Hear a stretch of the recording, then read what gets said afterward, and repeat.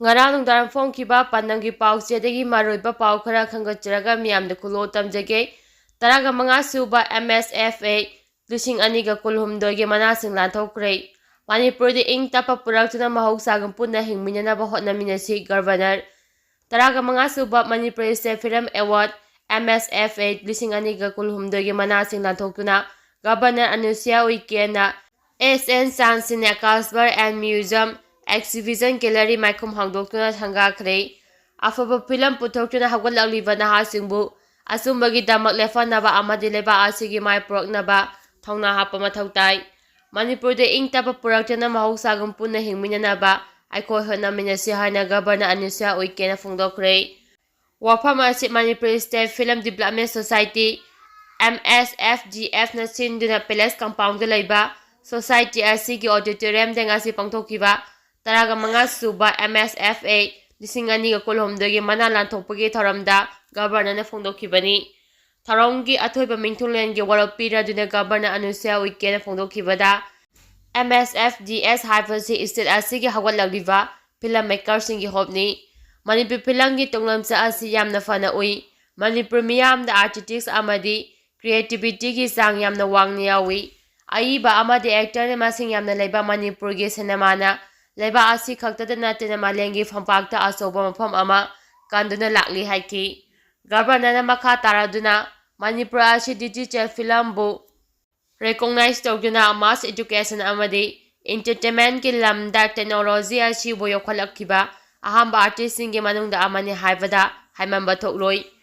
MM35K black and white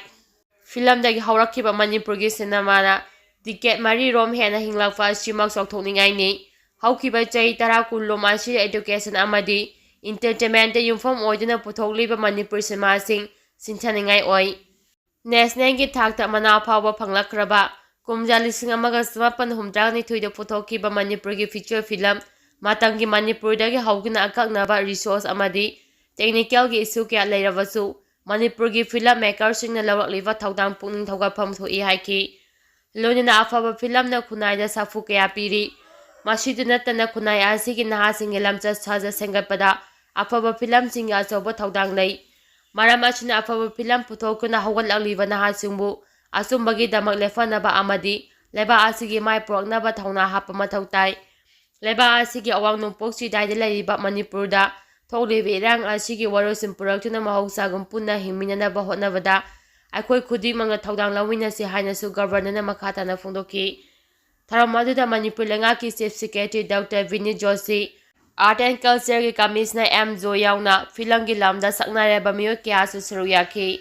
tharonggi manungsana saknareba filmmaker amadi aiba moyangthe nilamni singada MSFDS Lifetime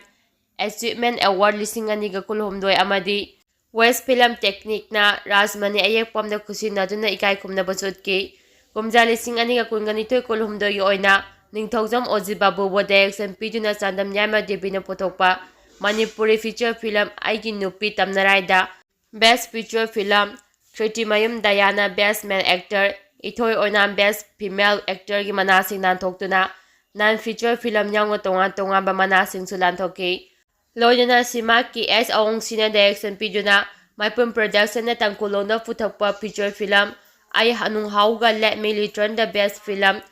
and Direction other than my telon gi manasu khusinaki naran saina gi IRB post da documentary singna bom yang landarak pada CRPF personnel ani sire ani soklei thawng asi kanana chathabano haibadu kupna thijili Kuldip Singa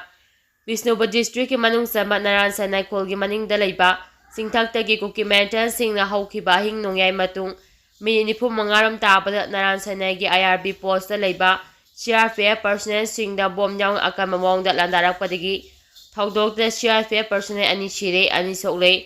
press na phangma pauda khulai matik chana paiba documentary singna naran sanai kolgi maning dalaiba chingthak romdagi kumtharakla Central Security Force ki post da landarakibani nakal ani ki marakta nongalamdai gi pung ani ga me 15 rom taba phawa khuthonaki documentary sing gi maikaidagi sakti leiba bom ama CRPF personnel sing gi outpost manungda kapsinduna pukai hambagi thawdokta mafam adumakta da CRPF personnel ani siki aduga ani amana aru phibamda soktuna ꯈꯨꯗꯛꯇ ꯃꯅꯥꯛ ꯅꯛꯄ health ꯁꯦꯟꯇꯔꯗ ꯄꯨꯗꯨꯅ ꯂꯩꯀꯠꯅꯈꯤ ꯍꯥꯏꯔꯤ꯫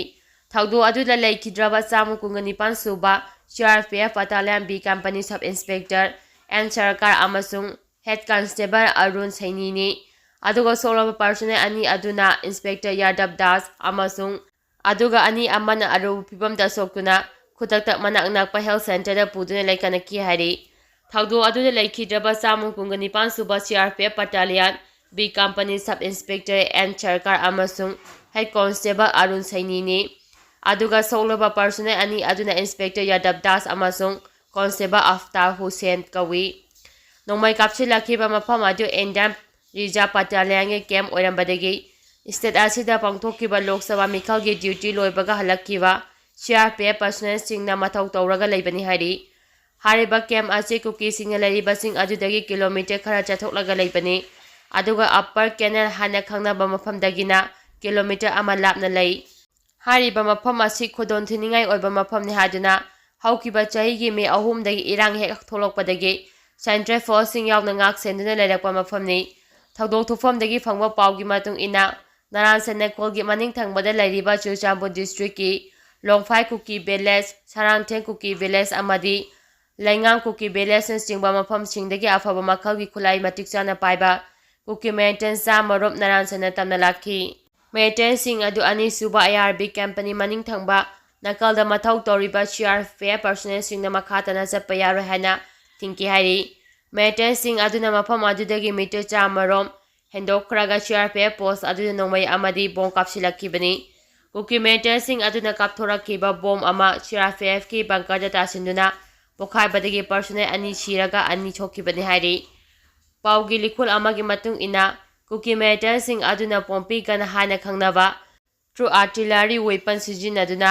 Camp ꯑꯗꯨꯗ ꯂꯥꯟꯗꯥꯔꯛꯄꯅꯤ꯫ ꯃꯤꯂꯤꯇꯦꯟꯠꯁꯤꯡ ꯑꯗꯨꯅ ꯆꯤꯡꯊꯛꯇꯒꯤ ꯑꯇꯠ ꯑꯈꯝ ꯂꯩꯇꯅ camp ꯑꯗꯨ ꯇꯝꯅ ꯅꯣꯡꯃꯩ ꯀꯥꯞꯁꯤꯜꯂꯛꯈꯤ꯫ ꯅꯣꯡꯃꯩ ꯀꯥꯞꯁꯤꯜꯂꯛꯄꯗ ꯅꯠꯇꯅ ꯕꯣꯝꯁꯨ CRPF ꯕꯠꯇꯥꯂꯤꯌꯟ ꯑꯗꯨꯒꯤ ꯑꯥꯎꯠꯄꯣꯁꯠꯇ ꯂꯪꯁꯤꯜꯂꯛꯈꯤ ꯍꯥꯏꯔꯤ꯫ ꯃꯈꯥ ꯇꯥꯅ ꯊꯧꯗꯣꯛ ꯊꯣꯛꯐꯝ ꯑꯗꯨꯗ ꯑꯍꯦꯟꯕ ꯁꯦꯀ꯭ꯌꯨꯔꯤꯇꯤ ꯄꯔꯁꯣꯅꯦꯜꯁꯤꯡ ꯆꯪꯁꯤꯟꯗꯨꯅ ꯄꯥꯛ ꯁꯟꯅ ꯊꯤꯕ ꯍꯨꯝꯕꯒꯤ ꯊꯕꯛ ꯆꯠꯊꯔꯤ ꯍꯥꯏꯔꯤ꯫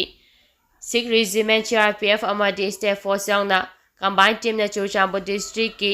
ꯈꯨꯔꯦꯟꯇꯥꯛꯀꯤ ꯑꯀꯣꯏꯕꯗ ꯑꯀꯟꯕ ꯃꯑꯣꯡꯗ ꯄꯥꯛ ꯁꯟꯅ ꯊꯤꯕ ꯍꯨꯝꯕ ꯆꯠꯊꯕꯗ ꯀꯨꯀꯤ ꯃꯤꯂꯤꯇꯦꯟꯠꯁꯤꯡꯅ ꯁꯤꯖꯤꯟꯅꯔꯝꯕꯅꯤ ꯍꯥꯏꯕ ꯕꯪꯀꯔ 3 ꯊꯨꯒꯥꯏꯈꯤꯕꯒ ꯂꯣꯏꯅꯅ ꯅꯣꯡꯃꯩ 4, ꯍꯦꯟ ꯒ꯭ꯔꯦꯅꯦꯗ 2 ꯑꯃꯗꯤ ꯀꯥꯞꯄ ꯌꯥꯔꯤꯕ ꯃꯔꯨꯁꯤꯡ ꯐꯒꯠꯈ꯭ꯔꯦ ꯍꯥꯏꯔꯤ꯫ ꯑꯃꯔꯣꯝꯗ ꯅꯔꯥꯟꯁꯦꯟꯅꯒꯤ ꯊꯧꯗꯣꯛꯇ ꯂꯩꯈꯤꯗ꯭ꯔꯕ CRPFꯀꯤ ꯄꯔꯁꯣꯅꯦꯜ ꯑꯅꯤꯒꯤ ꯃꯐꯝꯗ ꯁꯦꯀ꯭ꯌꯨꯔꯤꯇꯤ ꯑꯦꯗꯚꯥꯏꯖꯔ ꯀꯨꯜꯗꯤꯞ ꯁꯤꯡꯍ ꯌꯥꯎꯅ ꯃꯀꯣꯛ ꯊꯣꯡꯕ ꯑꯣꯐꯤꯁꯔꯁꯤꯡꯅꯁꯨ ꯑꯔꯣꯏꯕ ꯑꯣꯏꯅ ꯑꯋꯥꯡꯕ ꯊꯥꯛꯀꯤ ꯏꯀꯥꯏꯈꯨꯝꯅꯕ ꯎꯠꯈ꯭ꯔꯦ꯫ ꯏꯝꯐꯥꯜꯒꯤ ꯏꯟꯇꯔꯅꯦꯁꯅꯦꯜ ꯑꯦꯌꯔꯄꯣꯔꯠꯇ ꯄꯥꯡꯊꯣꯛꯈꯤꯕ ꯊꯧꯔꯝ ꯑꯃꯗ ꯁꯦꯀ꯭ꯌꯨꯔꯤꯇꯤ ꯑꯦꯗꯚꯥꯏꯖꯔ ꯀꯨꯜꯗꯤꯞꯅ ꯂꯨꯆꯤꯡꯗꯨꯅ ꯂꯩꯈꯤꯗ꯭ꯔꯕ CRPFꯀꯤ SI N ꯁꯔꯀꯥꯔ ꯑꯃꯗꯤ ꯍꯦꯗ ꯀꯣꯟꯁꯇꯦꯕꯜ ꯑꯔꯨꯞ ꯀꯨꯃꯥꯔ ꯁꯥꯏꯅꯤꯒꯤ ꯃꯐꯝꯗ ꯂꯩꯀꯠꯇꯨꯅ ꯏꯀꯥꯏꯈꯨꯝꯅꯕ ꯎꯠꯈꯤ꯫ ꯏꯀꯥꯏꯈꯨꯝꯅꯕ ꯎꯠꯂꯕ ꯃꯇꯨꯡ ꯄꯥꯎꯃꯤꯁꯤꯡꯗ ꯀꯨꯜ ꯁꯤꯡꯍꯅ ꯊꯧꯑꯣꯡ ꯑꯁꯤ ꯄꯥꯡꯗꯕ ꯑꯃꯒꯤ ꯊꯧꯑꯣꯡꯅꯤ ꯍꯥꯏꯅ ꯐꯣꯡꯗꯣꯛꯈꯤꯕꯒ ꯂꯣꯏꯅꯅ ꯊꯧꯑꯣꯡ ꯑꯁꯤꯗ ꯆꯦꯟꯅꯔꯤꯕꯁꯤꯡ ꯐꯥꯗꯨꯅ ꯂꯣꯒꯤ ꯑꯣꯏꯕ ꯆꯞ ꯆꯥꯕ ꯆꯩꯔꯥꯛ ꯐꯪꯍꯟꯒꯅꯤ ꯍꯥꯏꯈꯤ꯫ ꯊꯧꯑꯣꯡ ꯑꯁꯤ ꯀꯅꯥꯅ ꯆꯠꯊꯕ ꯑꯣꯏꯒꯗꯒꯦ ꯍꯥꯏꯅ ꯄꯥꯎꯃꯤꯁꯤꯡꯅ ꯍꯪꯕ ꯋꯥꯍꯪꯒꯤ ꯄꯥꯎꯈꯨꯝꯗ ꯀꯨꯜꯗꯤꯞꯅ ꯍꯥꯏ ꯍꯧꯖꯤꯛ ꯍꯤꯔꯝ ꯑꯁꯤꯒꯤ ꯃꯇꯥꯡꯗ ꯀꯨꯞꯅ ꯊꯤꯖꯤꯜꯂꯤ꯫ ꯁꯦꯀ꯭ꯌꯨꯔꯤꯇꯤ ꯐꯣꯔꯁꯇ ꯈꯨꯠ ꯊꯥꯔꯛꯄꯒꯤ ꯊꯧꯑꯣꯡ ꯑꯁꯤ ꯍꯟꯗꯛꯀꯤ ꯑꯁꯤꯅ ꯑꯍꯥꯟꯕꯅꯤ꯫ ꯁ꯭ꯇꯦꯠ ꯑꯁꯤꯗ ꯏꯪ ꯇꯞꯄ ꯍꯟꯖꯤꯟꯅꯕꯅꯤ ꯍꯥꯏꯗꯨꯅ ꯅ꯭ꯌꯨꯇ꯭ꯔꯦꯜ ꯐꯣꯔꯁ ꯑꯃ ꯑꯣꯏꯅ ꯁꯦꯟꯇ꯭ꯔꯦꯜ ꯁꯦꯀ꯭ꯌꯨꯔꯤꯇꯤ ꯐꯣꯔꯁꯁꯤꯡꯅ ꯊꯕꯛ ꯇꯧꯔꯤꯕꯅꯤ꯫ ꯃꯔꯝ ꯑꯗꯨꯅ ꯊꯧꯑꯣꯡ ꯑꯁꯤ ꯃꯩꯇꯩ ꯑꯃꯗꯤ ꯀꯨꯀꯤ ꯈꯨꯠꯂꯥꯏ ꯄꯥꯏꯕꯁꯤꯡꯅ ꯑꯣꯏꯒꯅꯤ ꯍꯥꯏꯕꯗꯤ ꯊꯥꯖꯗꯦ ꯍꯥꯏꯈꯤ꯫ ꯍꯧꯖꯤꯛ ꯂꯩꯉꯥꯛꯀꯤ ꯑꯦꯖꯦꯟꯁꯤ ꯄꯨꯝꯅꯃꯛꯅ ꯍꯤꯔꯝ ꯑꯁꯤꯒꯤ ꯃꯇꯥꯡꯗ ꯑꯀꯟꯕ ꯃꯑꯣꯡꯗ ꯊꯤꯖꯤꯜꯂꯤ ꯍꯥꯏꯕ ꯋꯥꯐꯝꯁꯨ ꯊꯝꯈꯤ꯫ ꯇꯨꯡꯗ ꯊꯋꯥꯏ ꯌꯥꯎꯗ꯭ꯔꯕ ꯄꯔꯁꯣꯅꯦꯜ ꯑꯗꯨ ꯃꯥꯒꯤ ꯃꯌꯨꯝꯗ ꯄꯨꯈꯤ꯫ Chief ꯃꯤꯅꯤꯁꯇꯔꯅ condemn ꯇꯧꯔꯛꯂꯤ꯫ ꯕꯤꯁꯅꯨꯄꯨꯔ ꯗꯤꯁꯇ꯭ꯔꯤꯛꯀꯤ ꯅꯔꯥꯟꯁꯦꯟꯌꯥꯗ ꯏꯟꯗꯤꯌꯥ ꯁꯦꯀ꯭ꯌꯨꯔꯤꯇꯤ ꯐꯣꯔꯁꯇ ꯂꯥꯟꯗꯥꯗꯨꯅ CRPF ꯄꯔꯁꯣꯅꯦꯜ 2 ꯁꯤꯈꯤꯕ ꯊꯧꯗꯣꯛ ꯑꯗꯨꯕꯨ ꯆꯤꯐ ꯃꯤꯅꯤꯁꯇꯔ ꯅꯣꯡꯊꯣꯝꯕꯝ ꯕꯤꯔꯦꯟꯅ ꯀꯟꯗꯦꯝ ꯇꯧꯔꯛꯄꯒ ꯂꯣꯏꯅꯅ ꯊꯧꯑꯣꯡ ꯑꯗꯨ ꯄꯥꯡꯗꯕꯒꯤ ꯊꯕꯛꯅꯤ ꯍꯥꯏꯅ ꯐꯣꯡꯗꯣꯔꯛꯂꯤ꯫ ꯆꯤꯐ ꯃꯤꯅꯤꯁꯇꯔꯅ ꯁꯣꯁꯤꯌꯦꯜ ꯃꯤꯗꯤꯌꯥꯗ ꯊꯥꯗꯣꯔꯛꯄ ꯋꯥꯔꯣꯜ ꯑꯃꯗ ꯁ꯭ꯇꯦꯠ ꯑꯁꯤꯗ ꯃꯍꯧꯁꯥꯒꯤ ꯄꯨꯟꯁꯤꯗ ꯇꯪꯗꯨ ꯂꯩꯇꯥꯕ ꯍꯟꯖꯤꯜꯂꯛꯅꯕ ꯑꯆꯧꯕ ꯊꯧꯗꯥꯡ ꯂꯧꯔꯤꯕ ꯁꯦꯀ꯭ꯌꯨꯔꯤꯇꯤ ꯐꯣꯔꯁꯁꯤꯡꯗ ꯂꯥꯟꯗꯥꯔꯛꯇꯨꯅ ꯑꯁꯤ ꯑꯅꯥ ꯊꯣꯛꯍꯜꯂꯛꯄ ꯑꯁꯤ ꯃꯤꯑꯣꯏꯕꯒꯤ ꯂꯤꯆꯠ ꯅꯠꯇꯦ꯫ ꯊꯧꯗꯣꯛ ꯑꯁꯤꯗ ꯆꯦꯟꯅꯕꯁꯤꯡ ꯐꯥꯗꯨꯅ ꯑꯥꯏꯟꯒꯤ ꯑꯣꯏꯕ ꯆꯩꯔꯥꯛ ꯄꯤꯅꯕ ꯍꯣꯠꯅꯒꯅꯤ꯫ ꯂꯣꯏꯅꯅ ꯂꯩꯈꯤꯗ꯭ꯔꯕ CRPF ꯄꯔꯁꯣꯅꯦꯜꯁꯤꯡ ꯑꯗꯨꯅ ꯂꯧꯔꯝꯕ ꯊꯧꯗꯥꯡ ꯑꯃꯗꯤ ꯃꯈꯣꯏꯒꯤ ꯀꯠꯊꯣꯛꯄ ꯑꯗꯨ ꯃꯇꯝ ꯄꯨꯝꯅꯃꯛꯇ ꯑꯩꯈꯣꯏꯅ ꯅꯤꯡꯁꯤꯡꯗꯨꯅ ꯂꯩꯍꯧꯔꯒꯅꯤ ꯍꯥꯏꯔꯤ꯫ ꯀꯝꯕꯥꯏꯟ ꯇꯤꯝꯅ ꯑꯣꯄꯔꯦꯁꯟ ꯆꯠꯊꯗꯨꯅ ꯀꯨꯀꯤꯒꯤ ꯕꯪꯀꯔ 3 ꯊꯨꯒꯥꯏꯈ꯭ꯔꯦ, ꯅꯣꯡꯃꯩ 4 ꯐꯒꯠꯈ꯭ꯔꯦ꯫